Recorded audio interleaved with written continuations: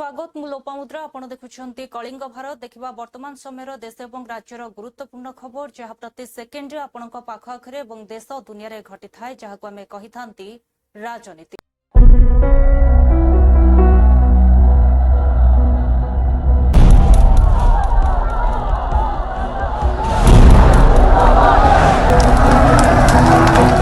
राजनीति जेउठी गोटे ही सत्य जितिबा जेकोसी मूल्य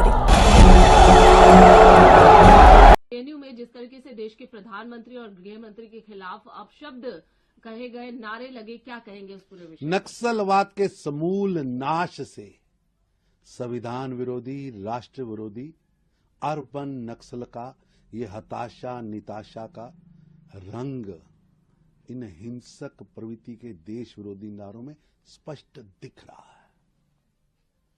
देश के को तोड़ने की साजिश षड्यंत्र रचने वालों को बेल रिजेक्ट होना ये स्वागत योग्य कदम है।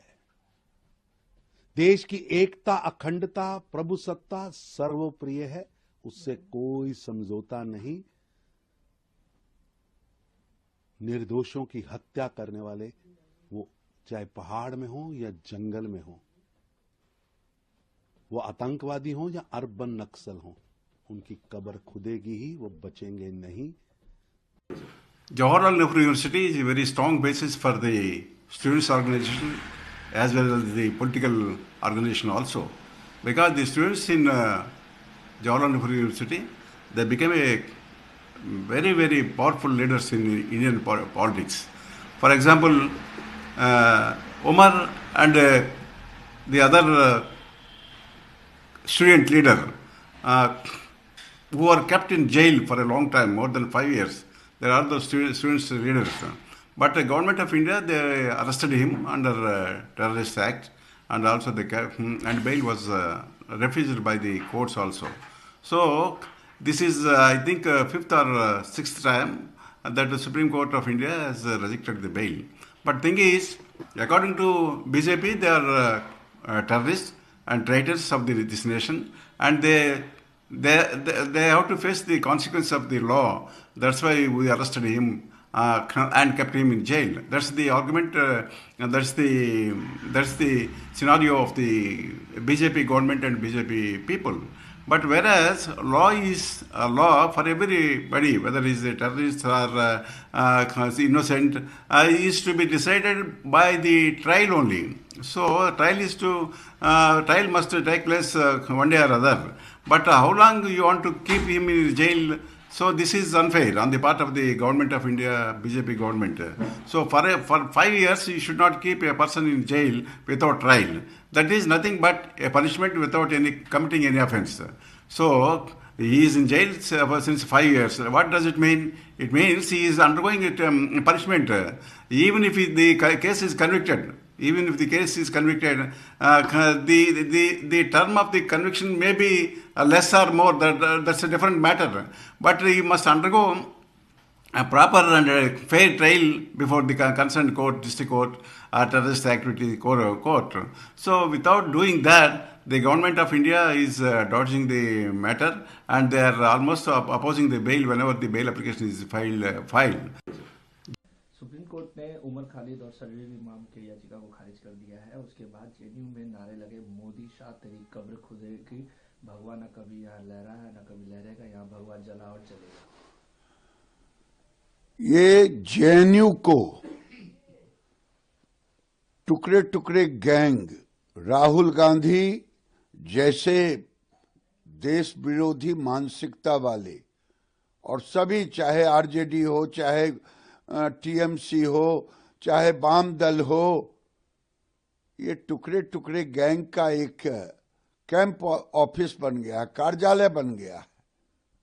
और भूले नहीं, ये भारत है, नरेंद्र मोदी का भारत है, 21वीं सदी का भारत है।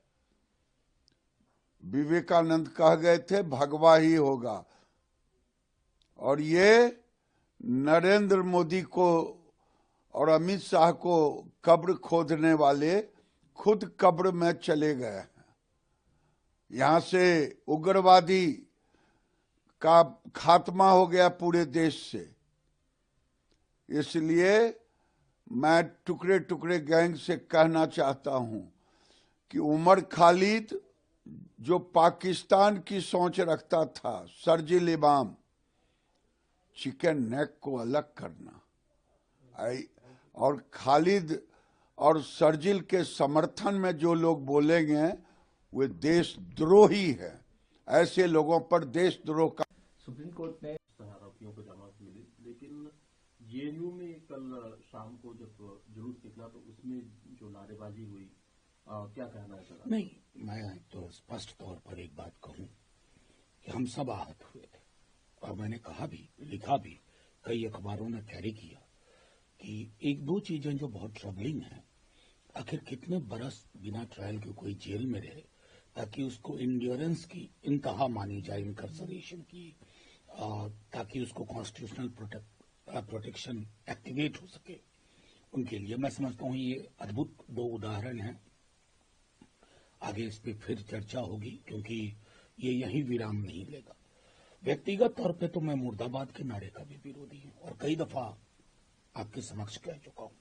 इसलिए जाहिर तौर पर इस तरह के नारों की एक सभ्य लोकतंत्र में कोई जगह नहीं। लेकिन ये सेलेक्टिव आउटरीच क्या है? मेरे बिहार की बच्चियों के लिए बोली लगाई जा रही थी, किसी को कोई आउटरीच नहीं हुआ। बिहार और बिहार से जुड़े कुछ लोगों ने आपत्तियां दर्ज की। हमारे लोकतंत्र में ये अस्वस्थ होने वाले लक्षण हैं।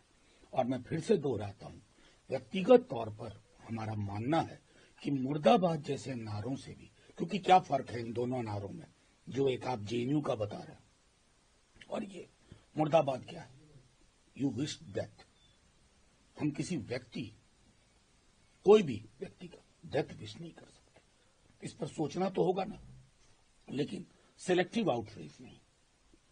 सर, लेकिन इस जो कल नारे लगे जो है उसको जस्टिफाई कह रहे हैं कि जो लोगों का गुस्सा है वो रिएक्ट हो रहा है, और उनका ये कहना है कि चूंकि उमर खालिद और शर्जील इमाम मुस्लिम है, इसीलिए कोर्ट ने इनजस्टिस किया।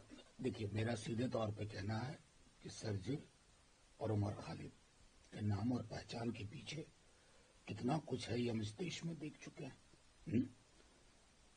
पूरे साउथ एशिया को भी देख लीजिए। बांग्लादेश के लिए जब आप सवाल मुझसे पूछते हैं, वो क्या है? वो वहां की पीड़ा है और हमारे यहाँ की भी कुछ पीड़ा है। लेकिन मेरा अभी भी मानना है कि हमारे लोकतंत्र में मुर्दाबाद जैसे नारों के लिए भी जगह नहीं होनी। You know, this type of slogan in India in last 50 years, you will see hundreds of times raised, not once. All political parties, supporters. This type of slogan raised, though it is not proper to raise like that, and it will not be done also, but this way of slogan unnecessarily create trouble. I think they should be careful in raising slogan when their government attitude against democracy is so stiff. I think they should be very careful in raising slogan. Hindu grocery 15 days. No, so every day the unfortunate thing that we have to give a statement against this attack. Individual killing, it is very bad. But this, I continuously stick to the fact that this is a activity of the Jamaat Islam and fundamentalist fascist. And fascist people, they take action according to their wrong understanding. And because of that, they are doing, I think, this is condemned. But inside Bangladesh, there is a massive protest against these attacks. So I think all the right-minded people inside Bangladesh, outside Bangladesh, all should come together and pressurize the fascist forces to resist. कल जो है खालिद और उनकी जो है जमानत याचिका को खारिज कर दिया कोर्ट ने। उसके बाद जो है जेएनयू के अंदर कुछ संगठन के युवा थे, उन लोगों ने नारेबाजी की। ये नारे अपने आप लगवाते हैं, अपने आप शोर मचवाते हैं। उन्हें 5 साल से जेल में डाला हुआ है। अब अगले 1 साल के लिए फिर उनकी जमानत के ऊपर भी पाबंदी लगा दी। खुद ही सुप्रीम कोर्ट कहते हैं कि मौलिक अधिकार है जमानत का, जमानत अपवाद है। बार बार कहते हैं ना कि जमानत ना मिलना अपवाद है।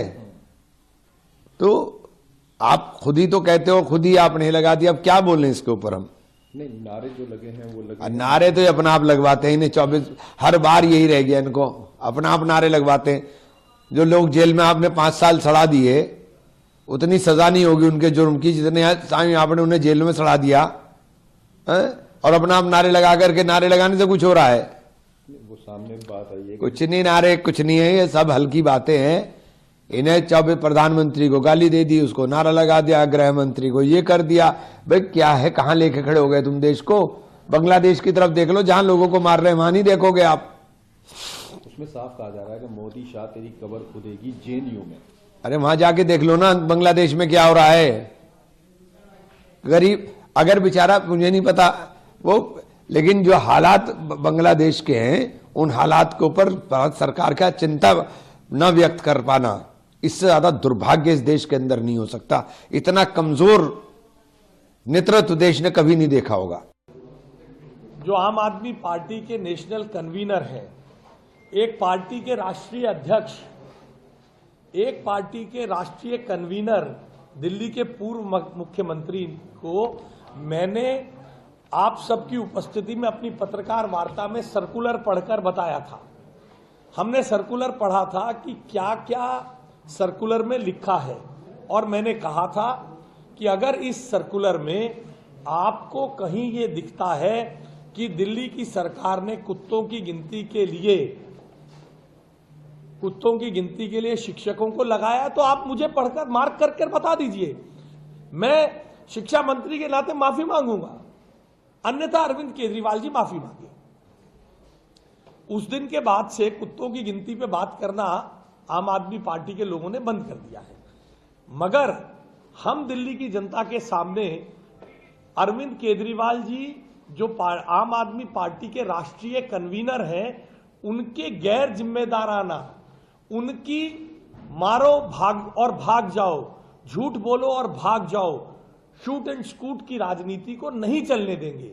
वे दिल्ली में बदअमनी फैलाकर अपनी राजनीतिक रेलेवेंस बनाए रखना चाहते हैं। इसलिए मैंने बहुत शालीनता से अरविंद केजरीवाल जी से निवेदन किया है कि अरविंद केजरीवाल जी, आप ब्यूरोक्रेट भी रहे हैं। मैंने लिखा है, given your background in administration as former chief minister, your statement can not be regarded as a mere misunderstanding.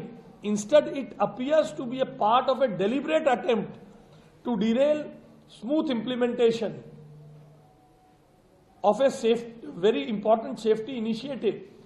Unfortunately, such conduct reflects continuous pattern wherein the Aam Aadmi Party indulges in what can be best described as shoot and scoot politics of making unfounded allegations, creating sensation and then retreating from responsibility. अब आप मुझे बताइए, एक party का राष्ट्रीय मुखिया जो ये क्लेम कर रहे थे गोवा में जाके, मैं ही तो अकेला राष्ट्रीय नेता आया हूं आपसे वोट मांगने, वो राष्ट्रीय नेता दिल्ली में जो है ही नहीं उस पर झूठ बोल दे। और मेरी बात को पुख्ता करने के लिए आम आदमी पार्टी ने कल ड्रामा किया। आम आदमी पार्टी ने कल कहा कि सरकार प्रदूषण पर चर्चा से भाग रही है। मेरे साथ कपिल मिश्रा जी ने बैठकर बताया सरकार प्रदूषण पर चर्चा करेगी। इस पूरे जो कैलेंडर है, पूरा टाइम टेबल विधानसभा का उसमें जारी है। हर जगह झूठ बोलना, हर जगह भाग जाना हम भागने नहीं देंगे साहब। अरविंद केजरीवाल जी को दिल्ली की जनता से माफी मांगनी पड़ेगी, अपने झूठ को स्वीकार करना पड़ेगा। दिल्ली की जनता से उन्होंने पहले भी माफी मांगी है, एक बार फिर मांगे और दिल्ली सरकार बड़ा हृदय रखकर उन्हें माफ करेगी। पहले भी उन्होंने कई बार झूठे झूठे आरोप लगाए, डिफेमेशन केसेस में उन्होंने माफी मांगी है। अब हम तो बिना डिफेमेशन केस के भी माफ कर देंगे। दिल्ली सरकार, दिल्ली की जनता से वो माफी मांगेंगे, दिल्ली सरकार उनको माफ कर देगी इस बारे में। बहुत बहुत धन्यवाद। जो आम आदमी पार्टी के नेशनल कन्वीनर हैं, एक पार्टी के राष्ट्रीय अध्यक्ष, एक पार्टी के राष्ट्रीय कन्वीनर, दिल्ली के पूर्व मुख्यमंत्री को मैंने आप सबकी उपस्थिति में अपनी पत्रकार वार्ता में सर्कुलर पढ़कर बताया था। हमने सर्कुलर पढ़ा था कि क्या क्या सर्कुलर। देखिए, दिल्ली के अंदर जिस तरह से इस बार लोगों को प्रदूषण की मार झेलनी पड़ी है, विधानसभा की ये जिम्मेदारी है कि उस पर चर्चा हो और सरकार क्यों फेल हुई उसका सरकार जवाब दे। सरकार ने अपनी जिम्मेदारियों का क्यों निर्वहन किया, लेकिन सरकार चर्चा से भाग रही है। और कल जब विधायकों ने सदन के अंदर इसकी मांग की तो 4 विधायकों को सस्पेंड कर दिया गया। ये साफ दर्शा रहा है कि सरकार सदन के अंदर प्रदूषण के मुद्दे पर चर्चा नहीं होने देना चाहती है और इस तरह से निष्कासन करके आवाज़ को दबाना चाहती है। लेकिन जब तक सदन में प्रदूषण को लेकर चर्चा नहीं होती है, तब तक आम आदमी पार्टी के विधायक इस आवाज़ को उठाते रहेंगे। उस समय फिर वो बाहर आ गए, क्या हुआ वो तो आप ज़्यादा बेहतर बता सकते हैं। देखिए, मुंह छुपा रहे थे। मुंह छुपाने की कोशिश करने से मुंह छुपा नहीं पाओगे। 11 साल की जो दिल्ली को गंदी हवा की बर्बादी देकर गए हो, अनेकों प्रकार की बीमारियां देके गए हो, 11 साल तक अरविंद केजरीवाल जी झूठ और झूठ परोसते रहे। हर साल एक ही बात कहते रहे कि अगले साल पोल्यूशन ठीक हो जाएगा, अगले साल पोल्यूशन ठीक हो जाएगा, और 5 साल दे दीजिए, और 5 साल दे दीजिए। और अब मास्क लगा के मुंह छुपा के आ रहे हैं। क्या दिल्ली के लोग इनके छुपे मुंहों के पीछे असली चेहरे नहीं देख पा रहे हैं। मैं कहना चाहता हूं, हमने ये पहली बार होगी कि सरकार खुद कह रही है कि प्रदूषण पे डिबेट करो। हमने डिबेट लगाई, इसके लिए हमने उसके ऊपर चर्चा के लिए कहा, लेकिन विपक्ष भाग गया। अरविंद केजरीवाल जी का ऊपर से फोन आता है कि मेरी नाकामियां विधानसभा में गिनाई जाएंगी, इसलिए डिबेट में मत जाना, तो ये लोग विरोध पे उतर आते हैं। मैं आज फिर कहना चाहता हूं, मैं आग्रह करता हूं आतिशी जी से, आतिशी जी आप नेता विपक्ष होने के नाते, बहुत संगीन मसला है दिल्ली की गंदी हवा का, दिल्ली के प्रदूषण का। ये कैसे गंदा हुआ, ये कैसे दूषित हुआ, इसके ऊपर चर्चा होनी बहुत जरूरी है ताकि देश को सच्चाई पता चल सके। इससे भागिए मत। और कोई भी जो लड़ाई है वो कोई निजी नहीं है। लड़ाई इस बात की है कि आपने 11 साल तक किस तरह से हवा को बर्बाद किया है, गंदी करा है, तो उस पर आपको चर्चा में होना चाहिए और आप अपना स्पष्टीकरण दीजिए। भाग क्यों रहे हैं, मेरा ये कहना है। सर, जेएनयू में जुलूस निकाला गया उमर खालिद के समर्थन में, पीएम को लेकर विवादित नारेबाजी की गई गृह मंत्री को लेकर। मैं इसको कड़े शब्दों की निंदा करता हूं। अगर इस देश में मानयोग सुप्रीम कोर्ट की बात के ऊपर भी प्रोटेस्ट होंगे तो फिर बचा क्या। इन लोगों को कोई देश से, कोई संविधान से, कोई कानून से मतलब नहीं है। ये अलगाववादी लोग हैं। ये केवल और केवल देश को तोड़ने वाली बातें करते हैं। देश के प्रधानमंत्री जी के खिलाफ अपशब्द बोलने, देश के गृह मंत्री के खिलाफ अपशब्द बोलने बड़े शर्मसार है। और मैं ये बताना चाहता हूं, मैं देख रहा था इस सुबह आम आदमी पार्टी के सीनियर लीडर संजय सिंह जी का बयान। इनको उत्साह मिलता है ऐसे कामों से। संजय सिंह ने आज कहा था 2 झूठ बोलते हैं। मैं जी सुप्रीम कोर्ट का तो सम्मान करता हूं। भारतीय जनता पार्टी, बीजेपी की दिल्ली सरकार प्रदूषण के मुद्दे से भाग रही है। आज दिल्ली की सबसे बड़ी समस्या है प्रदूषण। बच्चे, छोटे छोटे बच्चे स्टेरॉइड्स के साथ, इनहेलर के साथ ही सांस ले पा रहे हैं। बुजुर्गों की जान जा रही है। एम्स में, हर बड़े अस्पताल में सारे बिस्तर भरे हुए हैं ऐसे लोगों से जो सांस नहीं ले पा रहे हैं। और जब आम आदमी पार्टी प्रदूषण पे सवाल लगाती है, जब प्रदूषण के मुद्दे पे चर्चा की मांग करती है, तो भारतीय जनता पार्टी चर्चा से बचने के लिए क्या क्या बहाने बनाती है। देश के इतिहास में पहली बार हुआ होगा कि किसी सदन में सत्ता पक्ष विपक्ष के खिलाफ प्रोटेस्ट कर रहा है, विपक्ष के खिलाफ सदन छोड़ के चला गया। क्यों हो रहा है ये तमाशा? ये तमाशा हो रहा है बीजेपी की सरकार को बचाने के लिए, बीजेपी जो प्रदूषण की चर्चा से भागना चाहती है उसके लिए, क्योंकि बीजेपी के पास कोई जवाब नहीं है। पूरी दिल्ली ने, पूरे देश ने देख लिया है कि किस तरह से AQI मॉनिटर्स को मैनिपुलेट किया जा रहा है, उन पे पानी का छिड़काव किया जा रहा है। पूरे देश ने देख लिया है कि किस तरह से दिल्ली के प्रदूषण में लोग मर रहे हैं, लेकिन बीजेपी की सरकार चर्चा से भागने की कोशिश कर रही है। हम ये मांग करते हैं कि ये सब ड्रामेबाजी बंद की जाए और तुरंत प्रदूषण जो सबसे बर्निंग इशू है, सबसे इंपॉर्टेंट इशू है आज दिल्ली का, उस पर तुरंत चर्चा की जाए। बीजेपी को प्रदूषण की चर्चा से हम भागने नहीं देंगे। भारतीय जनता पार्टी, बीजेपी की दिल्ली सरकार प्रदूषण के मुद्दे से भाग रही है। आज दिल्ली की सबसे बड़ी समस्या है प्रदूषण। बच्चे, छोटे छोटे बच्चे स्टेरॉइड्स के साथ, इनहेलर के साथ ही सांस ले पा रहे हैं। बुजुर्गों की जान जा रही है। एम्स में, हर बड़े अस्पताल में सारे बिस्तर भरे हुए हैं ऐसे लोगों से जो सांस नहीं ले पा रहे हैं। और जब आम आदमी पार्टी प्रदूषण पे सवाल लगाती है, जब प्रदूषण के मुद्दे पे चर्चा की मांग करती है, तो भारतीय जनता पार्टी चर्चा से बचने के लिए क्या क्या बहाने बनाती है। देश के 18 मास जाई नहीं, बर्तमान तांका आखिरे परल पड़गलानी। दुनियाटा को सही आखिरे देखुंट, क्षमता निशारे चूर होती। जदि चाषी ये जो असह्य थंडा जाड़ काकर रे मंडी रे धान थोक अपेक्षा कर कौ दिन सरकार धान उठेबे, आउ सेतिके बेले आमे कहबु जे चाषी ये राजनीति करुच्ची विरोधी दल प्रोत्साहन रे, ताठु भली दुर्भाग्यर कथा आउ किछि नाही। एमाने धान उठेबा को वर्तमान सरकार सक्षम नुहे, कहीं तांको गोदान खाली नहीं।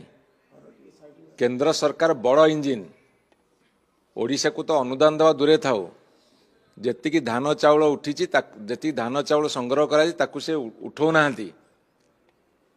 एमाने मिलर को लगे सला कुस्ती करिसेंती, मधुचंद्रिका करिसेंती। तुमे टिके मिछि मिछि के आंदोलन कर, चाषींकर आक्रोश आमे केमिति बर्ती जीवु गोटे सुचिंतित योजना करिसेंती। तार परिणाम या ए सरकार को आमे चेतावनी देवाक चाहूँ, जदि तमे लोकप्रिय सरकार, लोक सरकार बोली डिंडिम पिटुच, ताहले चाषी के अकथनीय निर्यातना न देई, शीत काकरे तांको सढ़ीबाकू न देई, तुरंत तांको धान उठाओ, तांको प्राप्य दियो। हजार प्रकार फंदी फिकर करनी। 18 मास जाई नहीं, बर्तमान तांका आखिरे परल पड़गलानी। दुनियाटा को सही आखिरे देखुंट। विचार विमर्श चलती कि बर्तमान सुधा किसी निष्कर्ष बाहरी ना, कि से जो 4 दफा दाबी डिमांड करुँच, तापर सेमती किसी बाध्यबाधकता सरकार दबा कथा नुह। कारण से कहते आमको मिल चार्ज 25-26 पे मिलिंग चार्ज बढ़ा, हाँ आपणकर 23-24, 24-25, 25-26 जो 3 मास आपणकर रक्षणाबेक्षण जो धान रखुच्च आमको पैसा दियो।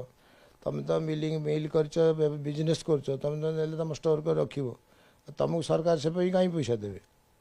एपटे फिर 2024-25 और 25-26 आप ट्रांसपोर्टिंग पैसा अधिका बढ़ा से गोटे लिखी देती। आप 24-25, 25-26 जो कंचा माल जो धानटा रखुच्च 1% जो सुखी जाऊँगी, कहते सुखी जाऊँगी आमको 1% बढ़ा। हाँ यही सब जिनस जो देते से कौन गोटे ता भर एमती ना जे 4 दफा दाबी, हाँ एरा किसी माने तार गोटे जेन्युइननेस किसी ना। गोटे सरकार बर्तमान माने सीजनटा बोली से सरकार गोटे हरड़ पकड़ापी यही सब कर निज मन भर ये गोटे अन्य क्या द्वारा से परिचालित होती मिलर मैंने। हाँ तेणु जदि सरकार कड़ा आभिमुख्य ग्रहण करेंगे हम कौन कर बस आलोचना चलती। डिपार्टमेंट आलोचना कर फूड एंड सप्लाई कलापर जहाँ निष्कर्ष बाहर जन दिखाई तांकर कैपेसिटी जी से धान दिहूँ से रखुच्च कौन से तो स्टोरेज मिल कर धान नहीं रखिले तो मिलिंग करेंगे ना। तेणु से तो व्यवसाय बिजनेस से रखुच्च आमको स्टोर कर रखा तो दूसरी तांकर मिलिंग मिल कर कैपेसिटी से धान दिया। विचार विमर्श चलती कि बर्तमान सुधा राज्य रे वर्तमान जो परिस्थिति देखा देइछि, वर्तमान ओडिशा खनि निगम ओएमसी ओडिशा माइनिंग कॉर्पोरेशन आज जेभली भाव में समस्त नजर को आज आसी क्रोम ओर गोटे दुर्मूल्य पदार्थ राज्यवासींकर संपत्ति राज्यर संपत्ति तार जेभली भाव में आज हरिलुट आज होउची भी मध्य टेंडर फिक्सिंग होउची माफिया माने आज नियंत्रण करूचंती क्रोम ओर सेलिंग प्रोसेस को लेकी जोटा कि ओडिशा माइनिंग कॉर्पोरेशन तार quantity quality pricing Odisha mining corporation ताको कंट्रोल करबा कथा गोटे कॉम्पिटिटिव बिडिंग माध्यम रे गोटे ट्रांसपेरेंट सिस्टम रहिबा दरकार तार गाइडलाइन अनुसार टेंडर प्रक्रिया ओडिशा माइनिंग कॉर्पोरेशन करबा दरकार किंतु आज ये बाध्य आज करैला आज राज्यवासी भी जानिबा भी दरकार ए दिगरे मु मान्यवर मुख्यमंत्री मोहन माझी महोदय को बहुदिन पूर्व चिठी लेखिकी से माध्यम जनई ये जो अनियमितता देखा दौची वर्तमान क्रोम ओर बिक्री को लेकिन जो माने ऑक्शन प्रोसेस रे जो माने परचेजर अच्छंती एवं जो सरकारी बाबू माने ये नियम को जो माने तैयारी करिसेंती तांको भितरे ये किभली भाव रे आज गोटे कार्टेल करिसेंती जहा फल रे कि क्रोम ओर रो सीधा सड़क भाव रे आको मु कहू नाही ये ओडिशा माइनिंग कॉर्पोरेशन रो तथ्य कहूची ये लोकंक सरकार ये नुआ सरकार ये बीजेपी सरकार आइला परे गोटिए निर्दिष्ट ग्रेड क्रोमोर जिते बड़े आप समस्या जानते मिनरल मार्केट इंटरनेशनल मार्केट संगे फ्लक्चुएट करी थाए इंटरनेशनल मार्केट रे जिते बड़े क्रोमोर सबु ग्रेड रो रेट बढ़ी बढ़ी चली निर्दिष्ट गोटिए ग्रेड जोटा को -40 ग्रेड जहाँ को निर्दिष्ट मैन्युफैक्चरर ये ग्रेड को व्यवहार करुचंती से प्रमाणित करुची ये गोटिए ग्रेड रो समान रेट रही प्रत्येक मासर जो ई ऑक्शन प्रोसेस होउची जो टेंडर प्रोसेस होउची ये गोटिए ग्रेड प्रत्येक मास जो ई ऑक्शन टेंडर होउची ये प्रत्येक मास समान रहउची से रेट ये संदेह खाली नुह ये प्रमाणित करुची ये जो ग्रेड -40 ग्रेड रो जो परचेजर अच्छंती एवं यार जो माने mining secretary steel and mines secretary कहतु ओडिशा माइनिंग कॉर्पोरेशन एमडी कथा कहतु एमाने कौन जानी पारु नहांती सीधा सड़क भाव रे ये गोटिए ग्रेड किबळी भाव माने जो कथा आसी कहीं आपण मानकु संपूर्ण अधिकार मते दिया जाइछे एई सरकार रे गत सरकार रे आपण मानकु तो कोट ना कोटी पूरा प्रतिबंधक लगा खेला रखाइला किंतु एई सरकार रे मीडिया मानकु पूरा खोला खोली छूट दिया जाइछे आपण माने निर्विघ्न रे सरकार को समालोचना हो कि आलोचना हो कि समर्थन हो सबू कथा आपण माने दृष्टि के आणुछन्ते तेणु एई सरकार सबू कथा को शुणुछि सबू कथा को देखुछि ठीक समय मध्ये निष्पत्ति नेउछन्ते निश्चित भाव में आज हूँ आमर माननीय मुख्यमंत्री मोहन माझी जन्मदिन आपण माध्यम माननीय मुख्यमंत्री जन्मदिन अवसर में अनेक अनेक शुभेच्छा और अभिनंदन ज्ञापन करुच्ची से आहरी आगू आगू जातु और ओडिशार जो जहाँ भरपूर होगी रही जमी जनसाधारण काम लगिपर से देखुले वर्तमान समय देश और राज्यर गुरुत्वपूर्ण खबर को नहीं राजनीति समय होछि एक ब्रेक पर खबर प्रसारण जारी रहिबो देखुथांतु कलिंग भारत।